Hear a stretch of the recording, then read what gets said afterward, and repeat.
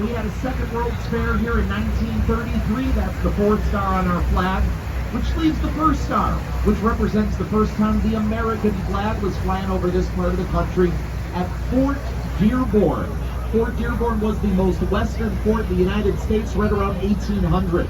It was right on the other side of the river from where we dock our boat. If you go stand on that part of the river today, you'll see some plaques in the ground that shows you the footprint of old Fort Dearborn. Wasn't there for very long, built right around 1800. It was destroyed in a war in 1812.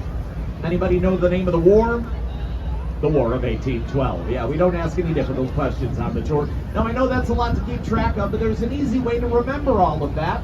We call it the 4 F's. The fort, the fire, the fair, and the fair. If you can remember the 4 F's, you can remember what all 4 stars on our flag stand for. But the last story I have to share with you here tonight is about someone who was here before Fort Dearborn. Fascinating story about a man born in Haiti in the 1700s who we sometimes call the father of Chicago. His name, Jean-Baptiste Comte de Sable. He was a black man, African mother, French father. He was a fur trader, and what he did was he paddled up the Mississippi River, paddled up the Chicago River, and he built a log cabin at the mouth of the Chicago River as a fur trading outpost, pretty much where we dock our boat today. Married a Potawatomi woman by the name of Kitty Howell, and the couple lived here very successfully for a number of years. I share this story with you tonight for 2 reasons.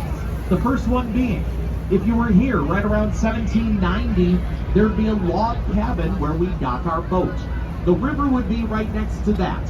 And where we are now, this was the lake.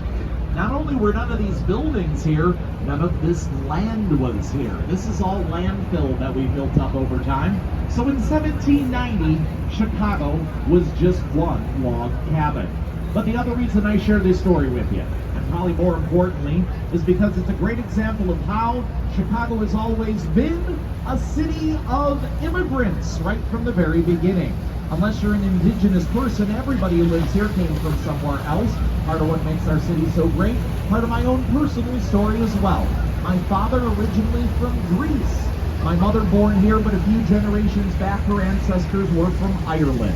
They met here in this city of immigrants, and I'll tell you what, I'm pretty glad they did, right? So as we finish up our tour, just a little bit of housekeeping. First of all, take a look around you.